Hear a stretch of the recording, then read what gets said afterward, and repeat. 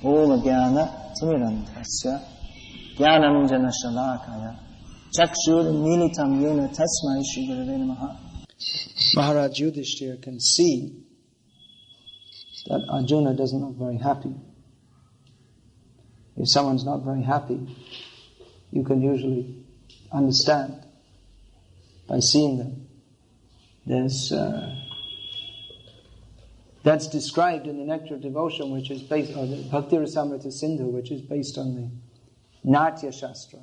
And of course, the Natya Shastra is the science of dance or drama.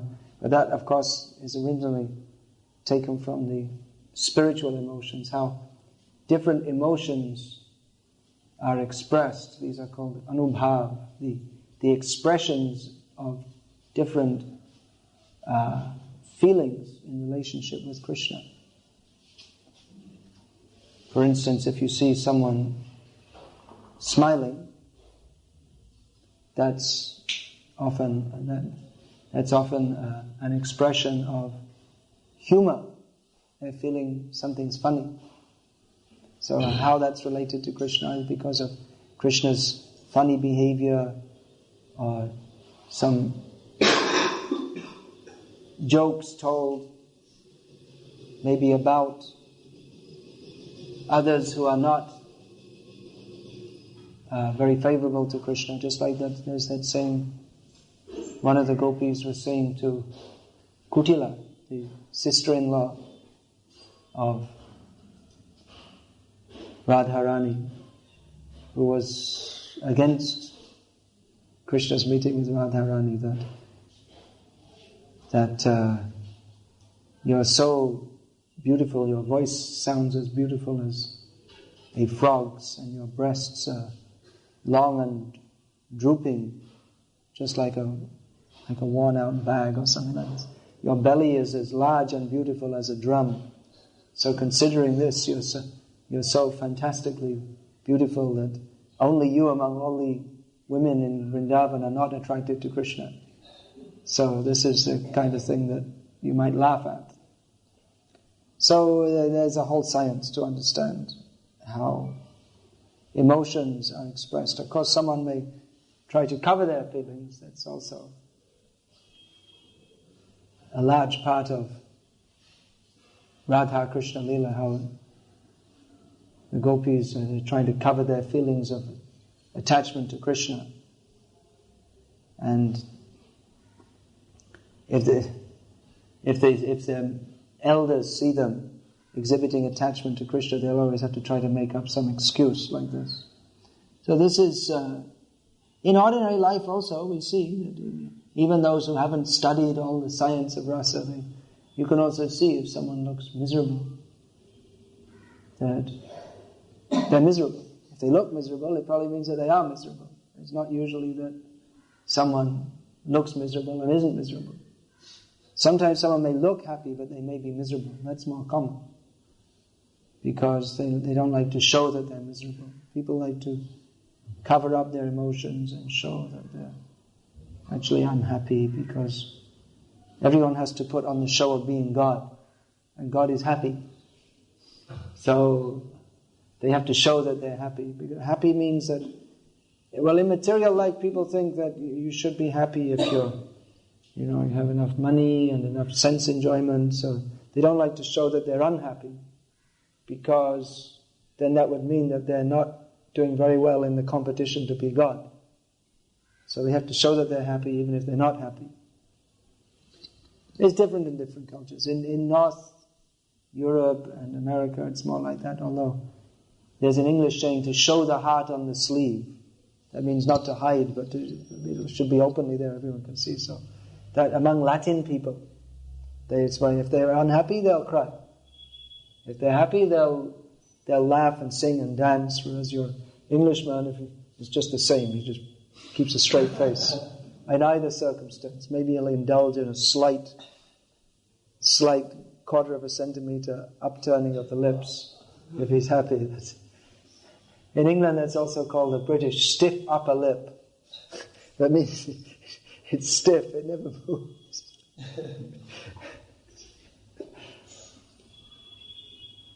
So actually we see that Latin people, they very easily take to Krishna consciousness. They like to join in the dancing and the chanting, and they don't have any inhibition like that. They like to join in. Anyway, Arjuna, he's not feeling happy, he's feeling sad. So Maharaj Yudhishthira, he's trying to find out what is the cause of that. It may be to see that someone's unhappy, that may, of course you may misjudge someone's emotions, but generally the emotions are expressed. There are certain expressions. So if you see someone's unhappy, then the next thing is you may want to find out why. Because someone doesn't, generally if people is of good nature, he doesn't like to see people unhappy. So they may to try to find out why, to maybe sympathize with them, or alleviate their distress. Or in the case of Maharaj Yudhishthira, if Arjuna is unhappy, then because Arjuna is not just his brother, but it's not simply a bodily relationship like the dogs. They also have a bodily relationship, but the brother doesn't care for another. Even the mother doesn't care for the son. When the son's a little grown up, I've seen that. Then they don't care. I saw in Russia they were keeping one dog, and the mother was there with her son. The son was already completely grown up, bigger than the mother. So when they threw some bread, then they were fighting over it. It's not like the mother is saying, okay, let the son take, but they were fighting over it. And it's not that they only gave them one piece of bread a day either. It wasn't that they were starving them. So the relationship was very close. Here in this verse, twice Yudhishthira is addressing Arjuna as Tata, which means you'll address a darling child, a very much loved child. So as younger brother, he was treating him like that, very affectionate, especially because they lost their father in the early age. So Yudhishthira was like a father to his younger sons, younger brothers. In the absence of the father, the eldest son, he takes the place of the father in the family. So it's a very intimate and loving relationship, and apart from that, there was also the consideration that as the head of state or political leader, that Arjuna was cooperating with Yudhishthira in managing the state. So if he was unhappy, that suggested that there's something that maybe he should be taking care of, as there's something wrong in the state. Of course, the other possible reason, he was giving so many different possibilities. The other possible reason is that Krishna has passed away. That's all. That's another way that's the most important way that Yudhishthira and Arjuna were related, is that they were related as devotees, apart from their bodily relationship. Just like I was saying the other day, Bhakti Siddhanta Saraswati Thakur. He never thought of his father as an ordinary son might think of his father. He never thought of him in a mundane way, but he always respected him as an acharya and related with him like a disciple. Like you see that the young boys, they're sent to the Gurukul. They're sent at a young age, so the Guru becomes like their father. Even age-wise, he will be like, usually at least like their father or older. So Maharaj Yudhishthira was trying to guess what are the causes of your despondency. And he's giving some different possibilities, that maybe you've been disrespected. In Gita, Krishna also says, for one who has been honored, dishonor is worse than death. Especially among Kshatriyas. I was speaking about yesterday, was it? How for the honor for a Kshatriya, that's actually a fact. For a Kshatriya, dishonor is worse than death. I think several times I told that story of the Rajput went out to fight with his army, went out from the palace, and he came back defeated. So, according to how the flag is kept, you understand whether you've been victorious, or if the flag should be flying high, but there was no flag. So it means they had not been victorious. So he came back and found all the gates of his city closed. And he was saying to open up, and they said, no, the queen has ordered not to open. He said, well, I'm the king. Call the queen. Everyone knows he's the king. So the queen came and said, what's going on? Why don't you let me in? I'm your husband, I'm the king. He said, you're not my husband. My husband would never come back from a battle defeated. He would either win or he would be killed. So he went back, he had no choice, he had to go back and fight, facing certain death. He had to go, and the queen knew also. So they also prepared their funeral pyre, and they all jumped, the queens, they all had to die, rather than he be defeated. It's dishonorable. The honor was that's one reason why, actually, a little bit of historical analysis, that because of this strong sense of honor, that's one reason why the Muslims became so strong. Because of they were always, when the Rajputs weren't fighting the Muslims, they were always fighting each other. And so they became weakened, and the kings, they were all killing each other, and they'd rather die than lose their honor. So instead of having a united front to fight against the Mughals, they would, but then as soon as they'd finished fighting the Mughals, they'd fight each other, because they'd fight against the Mughals, and one would say that, yes, I won that battle, and say, you didn't win it, I won it, and then they'd start fighting, and like this. So it's Kshatriya honor, but there should be some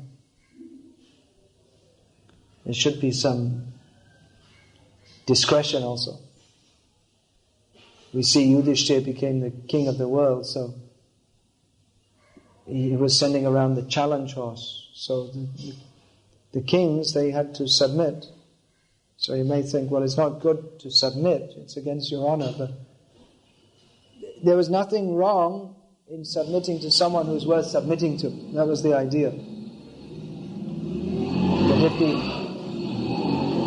if the emperor, there's the kings, sub-kings, and then the emperor. So if the emperor was, one could be a king under an emperor. King means Raja. And the emperor, the word is Samrat, which means the king of all the other kings. So one could submit if he was actually powerful enough to subdue you, and he was honorable and ruling according to religious principles, and he didn't torture you or disrespect you like that. So that was, but if one had too much strong sense of honor, then he couldn't submit. But that was the provision. Otherwise, every king would always be fighting with each other. That you could submit to someone honorable, who was worthy. It was not dishonorable to submit to a great Raja like Yudhishthira Maharaj.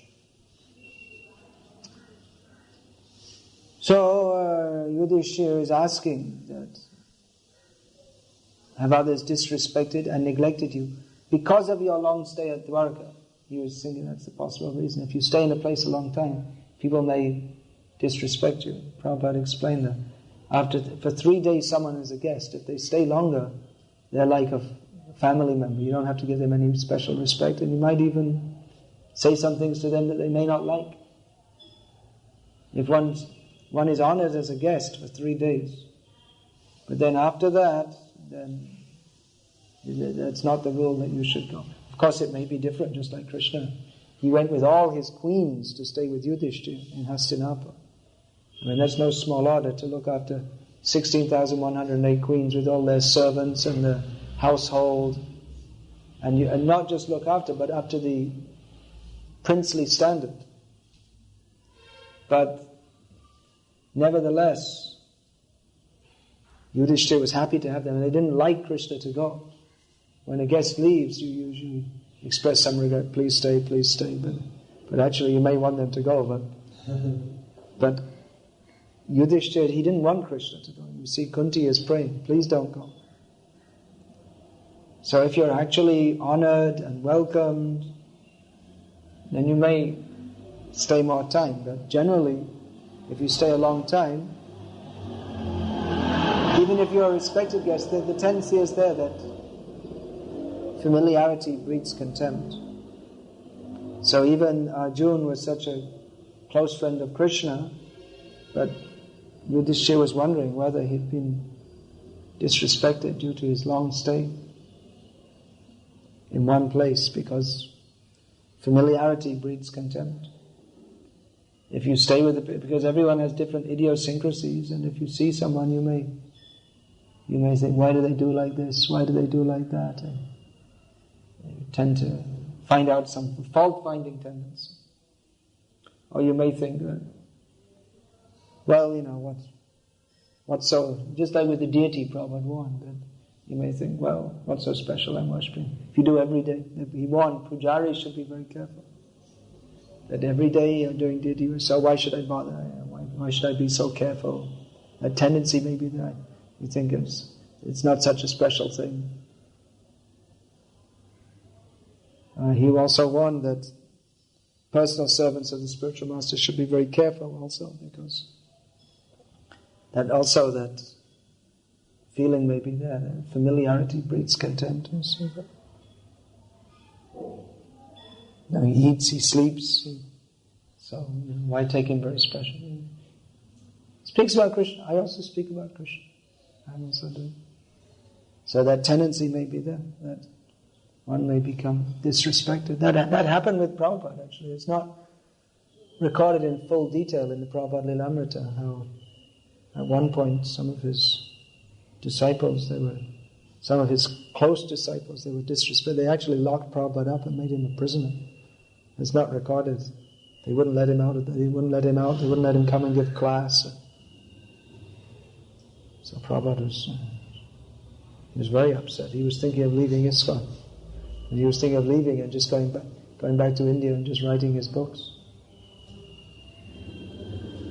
But then he did something, and instead he gave them all sannyas. He said, now you go out and preach. He said, you're staying in one place, and now, you see, now for the first time ISKCON had some big property and many followers, and there was some income. And Prabhupada said, you see, now you've become implicated in politics. So you take sannyas and you go out and preach. Don't stay any one place. You always just keep on traveling and preaching. Otherwise, this tendency to become implicated in trying to control others and scheming and politicking. Prabhupada was very concerned. But he didn't give up the fight. But he tried to reform. So that, you see, that tendency to insult others or to familiarity breeds contempt if one has seen them too much. So Yudhishthira was wondering, has Arjuna been subjected to that? But then he thought, it's not very likely in Dwarka, because they're all friends of Krishna, and relatives of Krishna. Apart from that, nothing auspicious can happen in the presence of Krishna. Although we see that, even in Dwarka, that familiarity breeds contempt happen when something, there was some inauspicious happenings. That Satyajit, he was killed, and the people of Dwarka, they were thinking that if the Samantaka jewel goes away, then there'll be inauspiciousness. Not thinking that, well, Krishna is here. If Krishna, whatever power is there in anything, the Samantaka jewel gives power that there will be no drought or no inauspiciousness. But they forgot that the power of everything comes from Krishna. So they were also bewildered. They also suffered from that familiarity breeds contempt syndrome, and thinking that there could be some auspiciousness, but they couldn't. Even the Dwarka was attacked by Shalva.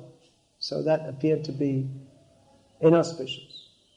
But it was never truly inauspicious because Krishna and Balaram, of course, Krishna wasn't there at the time, he came in the middle of the fight, but Balaram and Pradyumna, Aniruddha, they're all Vishnu Tattva. They were all there, protecting. So, of course, Dwarka is a very special place. Dwarka, Mathura, Puri, Navadip, these are all very special places. Or any place where the Lord is worshipped. Prabhupada says our temples, they're all like Vaikuntha, because the deity is here and the activities of Vaikuntha are going on. So they are special places, and the ordinary rules don't apply to them. But inasmuch as we are in material consciousness, we can still be affected, even if we're in the dham or even if we're in the temple. Sometimes people are surprised that, oh, you see a member of ISKCON and they're doing this wrong or that wrong, but you may be a member, you may be living in the abode of the Lord and acting in His service, but if we maintain our material consciousness, then we're not in Krishna consciousness. Krishna consciousness doesn't necessarily mean living next to Krishna. Prabhupada gave the example, the bug is on the same throne as the king. He's closely associated with the king, he's on the same throne, but he doesn't have the same position. He simply gives pain by biting him. So one may be close to the Lord, but if he doesn't maintain proper consciousness, then he may be millions of miles away. He's maybe physically in proximity, but not mentally. We see that Chaitanya Mahaprabhu, his companion, Kala Krishnadas, he was so intimately associated with Chaitanya Mahaprabhu, he was traveling with him and there was no one else traveling with Chaitanya Mahaprabhu. So how much intimate association he had. But he left. He fell into Maya. He didn't take the association very seriously or properly.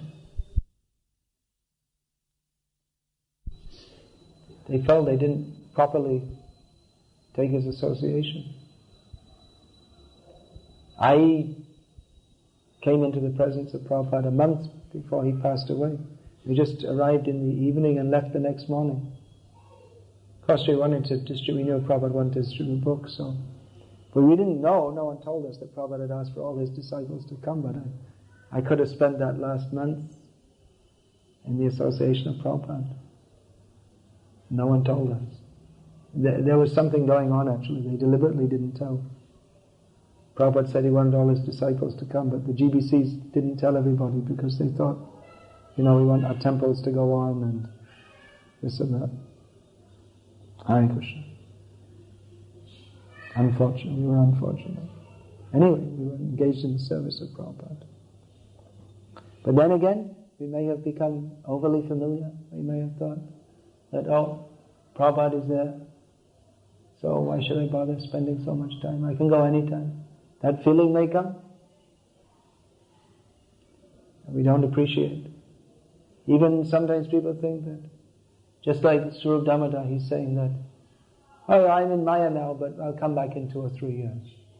He's taking it so cheaply that, I can take to Krishna consciousness anytime, it's alright. I can just change whenever. I just enjoy the material world a bit now, and then after some time when I feel like it, I'll come back. Not thinking that Krishna consciousness is not such a cheap thing, you can pick it up or take it away. It depends on the mercy of Krishna and the Vaishnavas, and if you have such an attitude, you're not going to get the mercy. One of my godbrothers, he was initiated by Prabhupada, but then he went to Lalita Prasad, who was the son of Bhaktivinoda Thakur, and took some Babaji initiation from him. There weren't many in those days, there were very few. It was a very unusual thing to do, to go and take initiation again like that. And then after some time of being a Babaji and having his Siddha Swarup and all this kind of thing, he went back to New York, and then some of our devotees met him there, and they were talking, and he said, I think I've done enough Krishna consciousness for this lifetime. I think that's enough for this lifetime. Such an attitude. And he was becoming another one became Babaji, and then he became now he's teaching Sanskrit at the university and criticizing Prabhupada, rascal. So, they have such a blasé attitude. You know that word blasé probably doesn't come in your language, it comes from French. It means, don't care, couldn't care, everything's okay, couldn't care less kind of attitude. Not at all proper or respectful. They take Krishna consciousness as something very cheap. They get the gift of Krishna consciousness after many lifetimes. And then they think, okay, alright, I chanted Hare Krishna for a few years. Alright, okay. Now I'll go back to being a karma. Such an attitude. Actually, there are many like that. And the worst thing is when they try to justify it. If they say, if they've fallen like that and they say, yes, I'm fallen, I'm very sinful, please forgive me, something like that, well, that's not so bad. But if you say that, well, there's nothing wrong in drinking and smoking, and there's nothing in Shastra against smoking cigarettes, and you're also, why are you showing that you're such a great devotee? You're just making a show. You're wearing orange cloth, but are you free from material desires? And in this way they're trying to justify their position by various rascal ideas. So that's what it is. It's just rascaldom, that's all. Prabhupada said they're animals, such people. It was said that when Prabhupada was asked that if you don't follow after getting initiated, Prabhupada said, then they're animals, that's all. He said because an animal cannot give a promise. A human being gives a promise. So you promise to follow all these rules and regulations and chant. And if you don't follow, then what are you? Of course, if devotees came we see that if devotees they'd fallen away and they came to Prabhupada in a humble mood, he was very accommodating. But if they came in a challenging mood, Prabhupada cut them like anything. He didn't tolerate. If they came to Prabhupada and they tried to criticize or justify their position or whatever, Prabhupada he would just have them taken away, thrown out of the room. He would smash them for a bit, and then if they didn't accept it, he'd just throw them. He wouldn't discuss with them. Because it's actually an insult to come.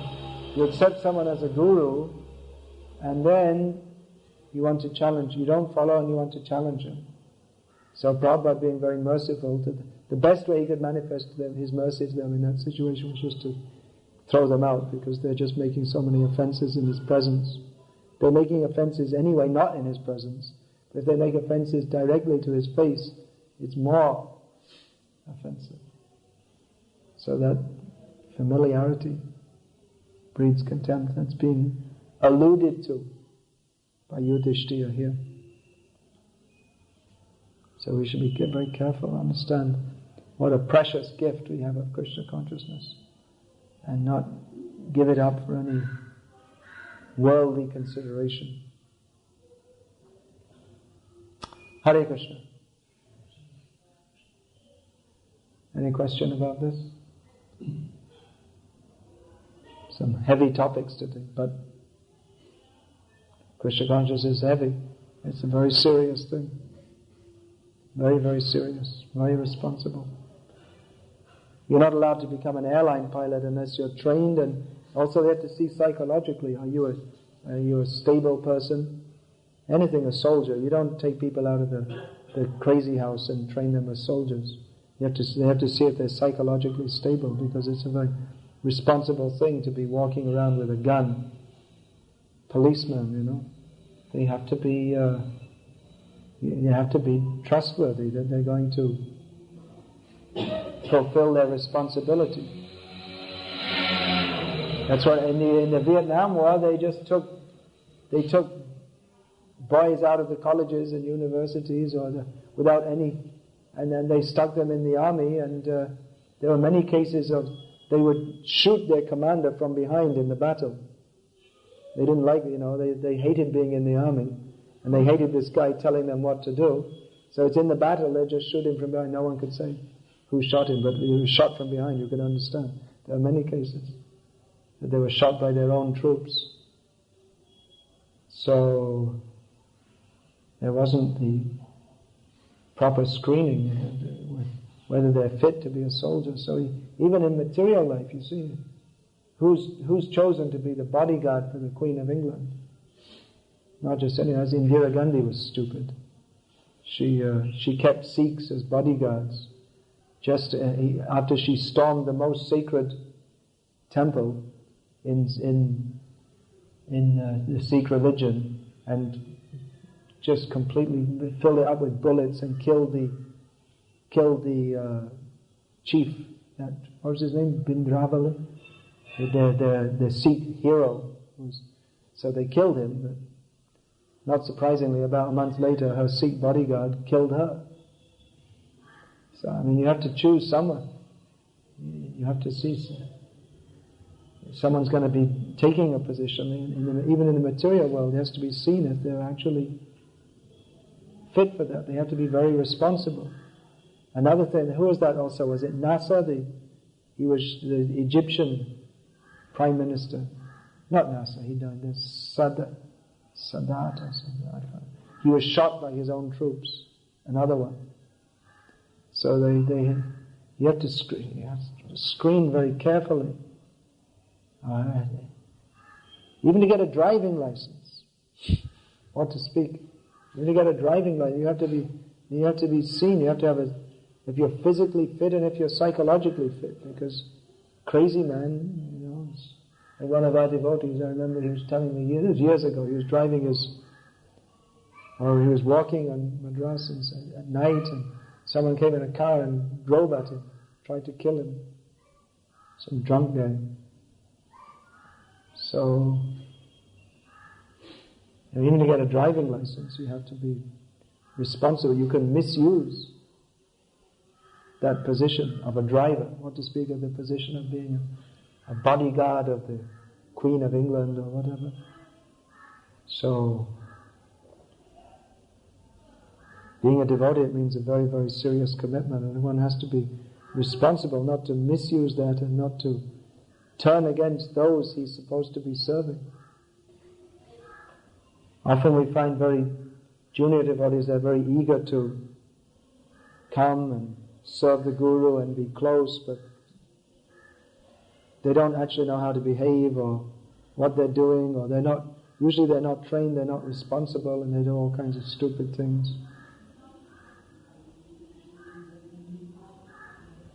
So it's a very responsible position to be closely associated with the Guru, or Pujari, serving the deity. One shouldn't become overly familiar. You should know how to serve properly, and you should not become inimical, or cynical. Hare Krishna.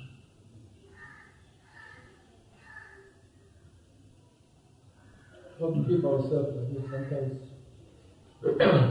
How to keep that mood? Well, that Krishna has described.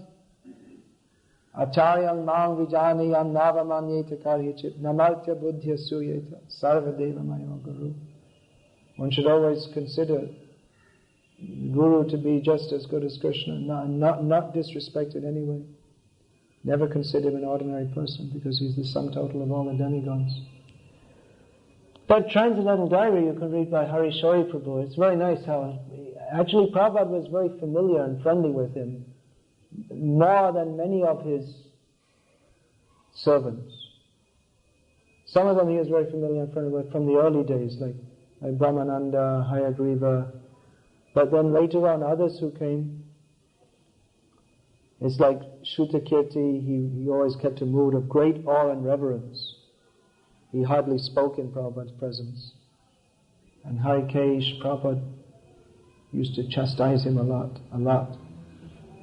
But Hari Shori, even though he was quite a young devotee when he became Prabhupada's servant, but Prabhupada liked to talk with him sometimes in a very familiar way, and it's like they got on with they got on with each other very well.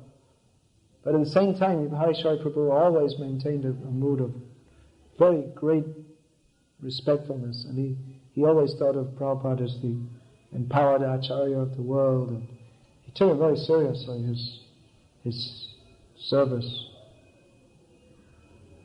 And Prabhupada took it very seriously also, his servant. He didn't like them doing anything even slightly wrong, because the servant, what's the use of the servant is supposed to be making life easier, but if they don't do the right thing, then they make it more difficult.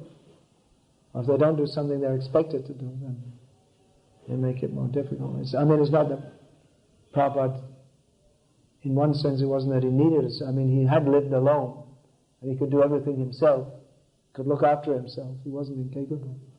So practically the job of a servant is to, you can do everything yourself, but on the other hand, if there is someone to look after travel arrangements, that's more like the job of the secretary. Of course, Prabhupada, we started taking massage. That was one of the major jobs of the servant. Prabhupada would have massage for several hours every day, actually, 2 to 3 hours, because he had that heart problem first when he was going on the boat. So that was very good. He felt that was very good for his health. And things like setting up the mosquito net, washing his cloth. And in the winter, he'd put the bucket in the sun, so it would get a little bit warm. So he'd take a little bit warm bath. So Prabhupada could have done that, but on the other hand, as world Acharya, he had so many things to do, so it was better that his time be spared. Plus, it's when you have disciples, it's the duty of the Guru to engage them, to give them some service. It's his duty to have them serve him so that they can make advancement. Also, learn how to serve. So anyway, Harishwar Prabhu is a very good example of someone who's living with Prabhupada very intimately, but at the same time always kept a very respectful mood. Shrutikirti Prabhu also. Very respectful, always. But his mood was different to Harishwar. Harishwar would converse freely with Prabhupada. Converse freely means that he never became familiar, but if he saw that Prabhupada wanted to talk, then he would reciprocate it. If he saw that Prabhupada just wanted to be left alone, he would go out. Whereas Shrutikirti, he described that if he saw that Prabhupada wanted to talk, he'd try to, but at the same time he wasn't, even though he can talk very freely with everyone, but he couldn't, with Prabhupada he was always in such a mood that he couldn't talk very freely. That's described also like the sons of Krishna in Dwaraka, that they're always very respectful. They look down, they'd just look at his feet, and they were always in a very respectful mood. They wouldn't become over familiar with him. So different people relate in different ways.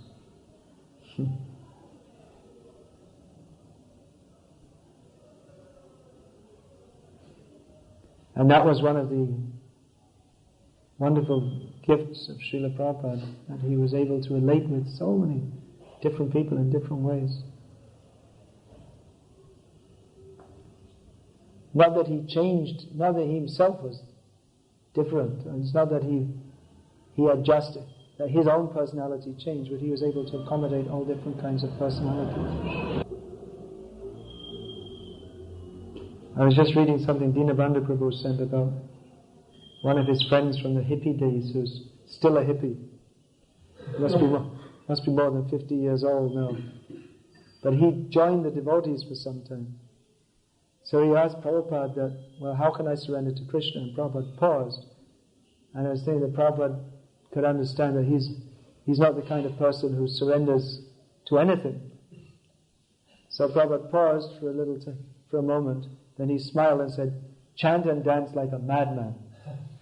Because he knew that this is something that he could relate to and he was doing. So if he told them that you should follow all the rules and regulations throughout your life, it's not, he'd be disappointed and defeated by such an order. Prabhupada told him, chant and dance like a madman, which was, for him, that was just exactly the perfect instruction, because anyway, that was the main thing he liked about the devotees and the prasadam. That he liked that, and he was doing it, and he completely related with that. So Prabhupada was so perfect. He knew how to instruct everyone according to their needs. There's so many instances of that. Satsrup Maharaj also, there's another instance of that. That he was very much attached to reading different books before. He was just becoming a devotee. So he asked Prabhupada, what about all these different authors? And, no, this is very neophyte stage. They have expressed so many different realizations about life, and are they also not Krishna conscious? So Prabhupada said their sincerity is their Krishna consciousness. So Satsrup Maharaj, in one of his books, he noted that Prabhupada was, he could understand that I was attached to all these different authors, so he didn't answer in such a way that he said, well, they're all nonsense, which is actually a fact. But he said their sincerity is their Krishna. As much as they're sincere, that much they're Krishna conscious. Which is also true. You could say, very primary stage of Krishna consciousness. Whatever sincerity they have, which may not be much. Because often people, they'll write, there's one book, I didn't read it all, I read some of it, one of my godbrothers said. It was interesting to read it. It was called, a book called Intellectuals. And the first paragraph, it sets it gives the mood for which the whole book should be read. It said that previously in traditional societies, people were judged according to fixed standard of morality, usually based in scripture. But as those norms, as those standards are no longer accepted, then if we are to judge people, we have to see by their behavior you can't just judge people according to what they say, but you have to judge according to what they do. This is a very important point. Don't judge people just by what they say, but you see what they do. As like so many people say, I love Prabhupada. Anyone can say, I love Prabhupada. What do they do? Do they follow as he instructed? So anyway, in this book, you have to see how they actually lived.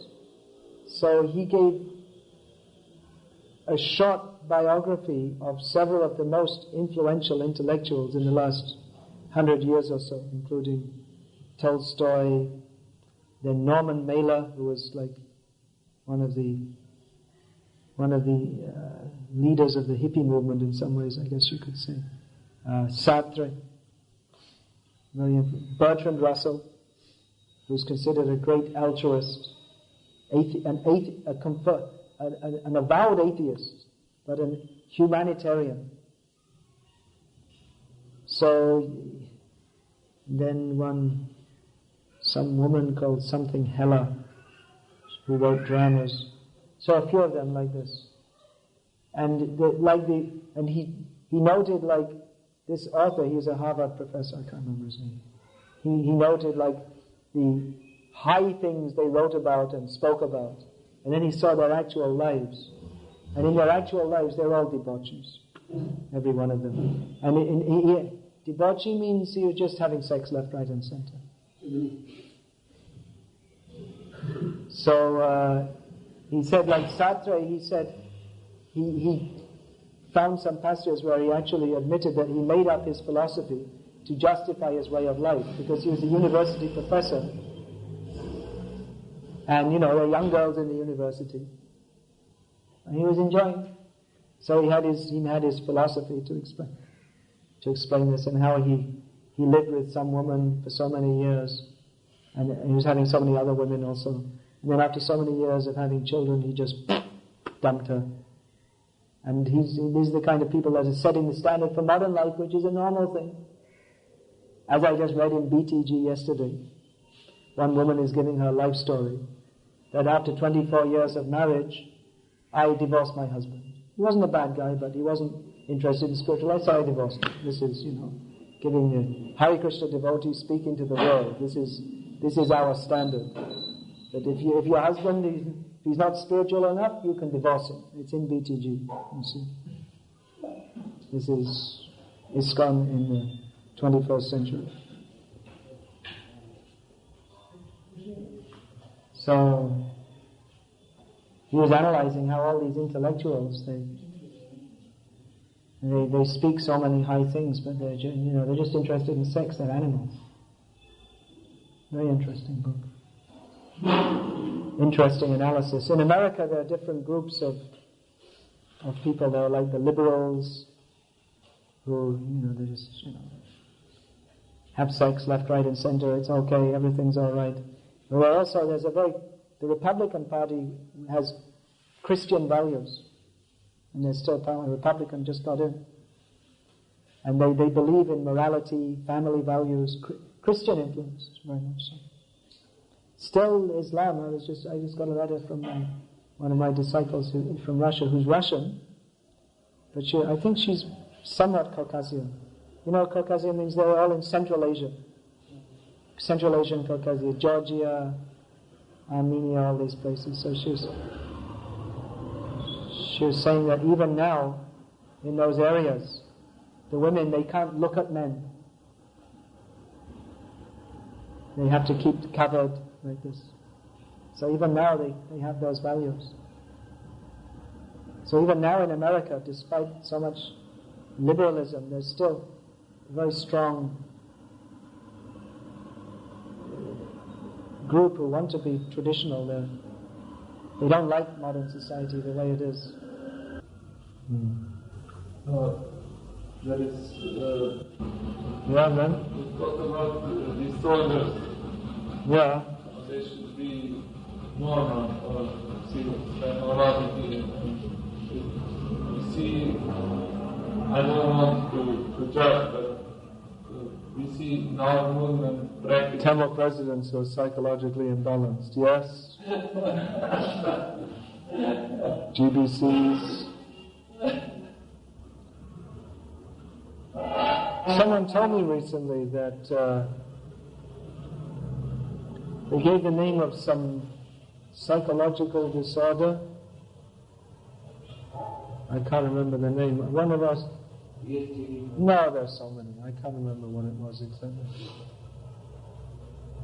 I think it's one sannyasi was telling me. So he gave the name of one of the GBCs. He says, oh, he has this. She's a friend? Huh? She's a friend? She? No, it wasn't a she. It was a he. Of course, the fact that there's a she on the GBC makes me think maybe they're all crazy. It's being taped. Oh well. Put it on the internet. What does it matter?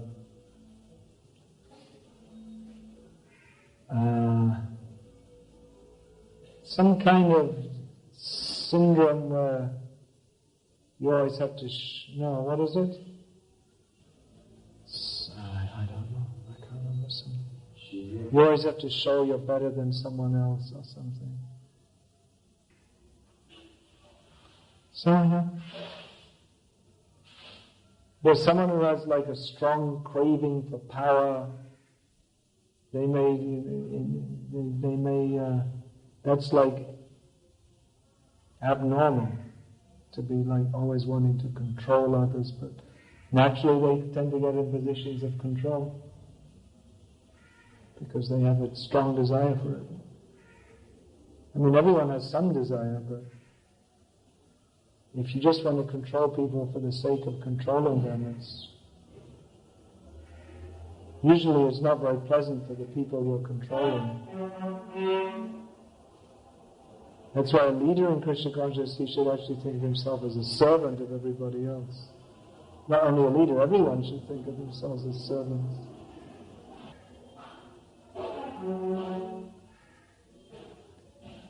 That's why some people say they don't like organized religion, because these things tend to creep in.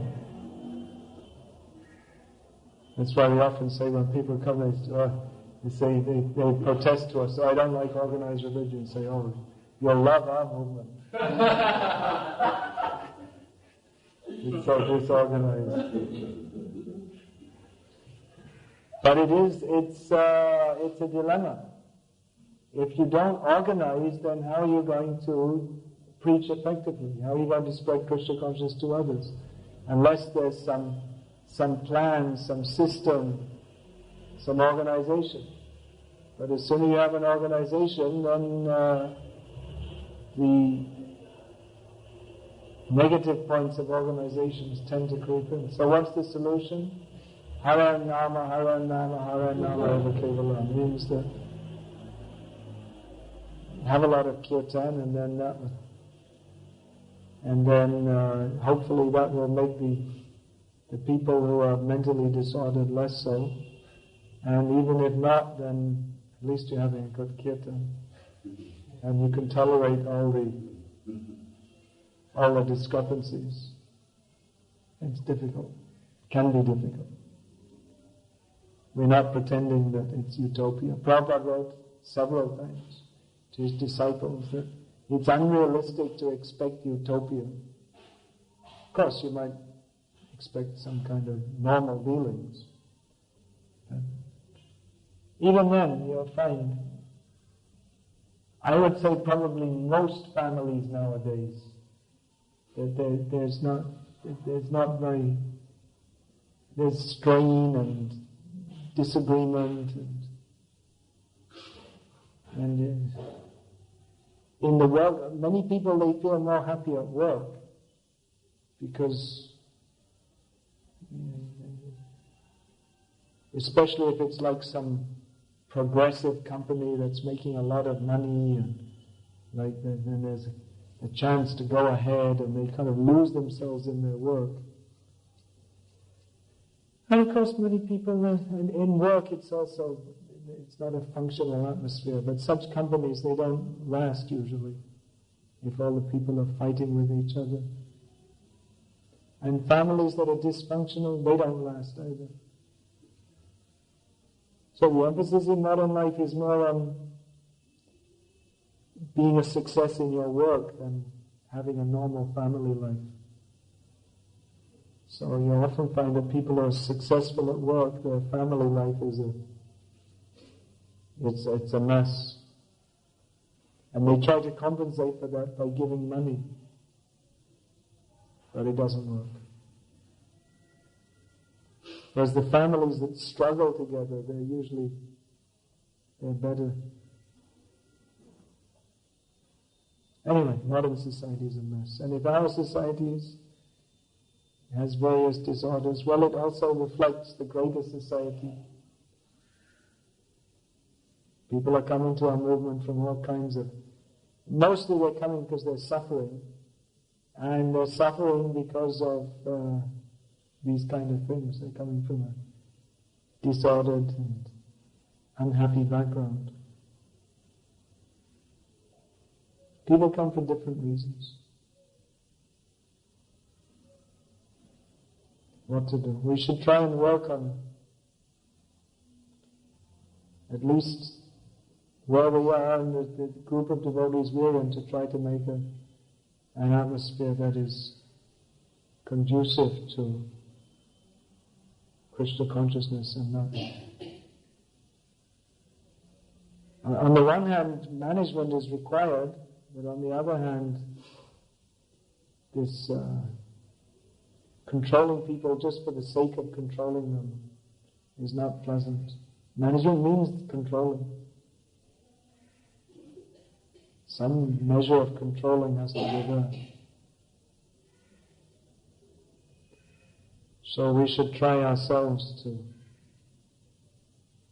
I just got a letter also from one disciple who's saying that, I don't feel very nice relationships among the devotees, but I was saying, well, I wrote back and said that, well, it may be that the devotee, you find they're selfish and impersonal, but unless maybe they're having problems themselves, unless you try and open up to them, then you're also selfish and impersonal. Everyone's blaming everyone else for being selfish and impersonal, but who's going to take the step to try and appreciate the other devotees' problems and try, even though they may not be treating you so nicely, to try and come forward and bring out the best in them and try to rectify the situation by your own good behavior and personal dealings. So the solution lies in every one of us. Although we may want, if someone is, we do find within our movement some people who are very difficult to deal with, and we may want to keep a distance from them. If we can't influence them to change, and if we find it's too disturbing, then we may want to keep some distance. But we don't want to put everyone in that category, because we have to live with someone. We have to live with devotees, those who are interested in Krishna consciousness. Okay, I'm going to stop there. It's having long sessions these days. Long classes. Lots of long questions and answer sessions more than anything. That's nice. It means your brains are alive, thinking about the philosophy.